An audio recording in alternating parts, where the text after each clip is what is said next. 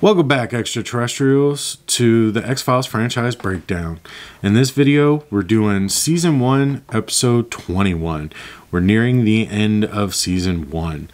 And as usual, you can find the plot down in the description of the video. This episode brings back Eugene Tooms in the most lackluster way possible. You know, the first one that involved Eugene Tooms' squeeze, I wasn't sure Eugene Tooms came back. And now I know why. Because this episode was just so blah. Yeah. It's a good episode. We get to see him again. We get to see him hunt. We get to see them already have information, have already dealt with a situation, and are dealing with it again. Yeah. I think that was really cool. You know, normally they're going into something cold. This one, they already had something on the guy. They already knew what he was. They already, like... Everything was laid out for him. They just couldn't get him. Yeah. And it just wasn't as suspenseful because of that, I think. So, you know, you're juggling the two and you're losing one for the other, essentially. But the character of Tooms is not compelling. Like, I don't care.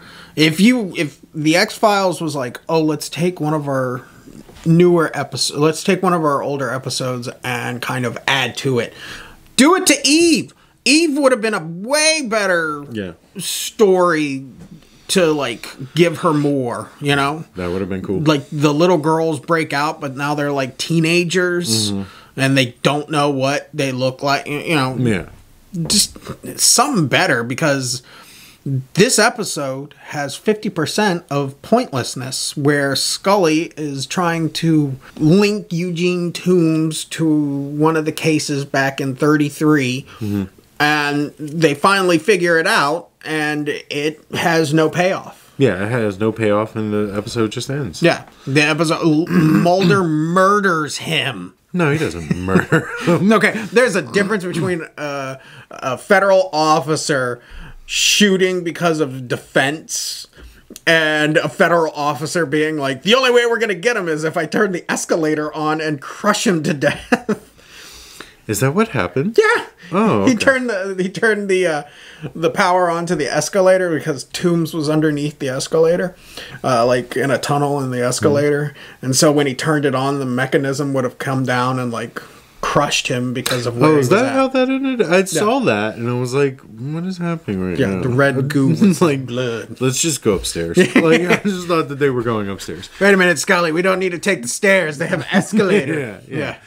Yeah, I mean, I guess it's a conclusion. I did like the fact that they brought that old guy back and was like, they went down that alley like, I have proof. I don't know how the fuck he knew exactly where that body was unless he put it there. That is kind of, But they had a this is a state of the art technical device, old timer, and he's just like, nothing beats me wheeling around to a random spot and being like, it's right here. It's here. It's here. It's right here. That would have been great if, like, all of the people that were working in that were looking and being like, how did you know that? It's like just start beating them with billy clubs. Like, tell us, how'd you do this? Yeah. How did you know it would be right here at this moment? You know, it was just like, maybe you're the murderer. That would have been the better. Like, oh no, it's not Eugene. He just looks weird and stuff, but it's actually the old man who's controlling Eugene. You know, I didn't remember this episode, like I mentioned earlier, for good reason. I honestly thought that the therapist was part of whatever genetic mutation that Eugene Tooms had. Yeah. He comes off very like, hi, Eugene. Yeah. How are we going to do this now? You know, he gave off that feeling like that he knew. Yeah. And he was okay with it, and he was helping him anyways. Yeah. And I don't know if that's the truth or not, but obviously it wasn't because he killed him and ate him. But the only way that this would have worked is if the ending of Eugene's first episode, Squeeze, would have been a little bit different, where they didn't catch him. That he would have just disappeared, and then this would have started like the next episode. So you cut out all of that, but Mulder finds him again, but he can't prove that, oh, this is the guy that we're looking for that attacked Scully and the whole 9 yards. Just a little tweak to the end of Squeeze and a little tweak at the beginning of this episode to make them blend to a two-parter, then it would have worked. Yeah, I think that overall, like I mentioned before we started filming, I think that this was just a divisive episode to show Mulder's ability to be obsessed. Yeah.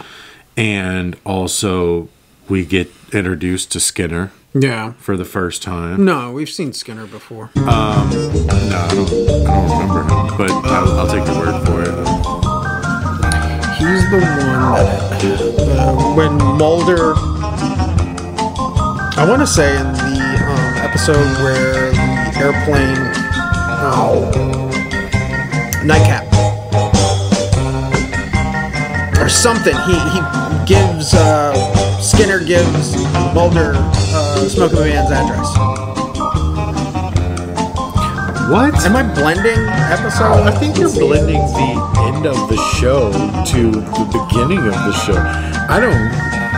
What the... I feel like we've seen Skinner before. I was trying to... I don't know what... Hey Siri, what is Skinner's first episode in X-Files? I don't know what you're asking. Here are local area places where you can find Skinners. No, it just gives it like steamed hams from The Simpsons. Skinner! Tooms. Yeah. Walter Skinner's first appearance is Tooms. The fuck are you? Jerry had fever dreams last night. I was just crossing the screams. Yeah. I don't know. Yeah. I think on his other video show, he's on episode like. In season 3. Yeah. Anyways, so this is the first time that we see Skinner. I know. Wasn't that amazing? I'm keeping all that in there. But yeah, so yeah, we see him for the first time.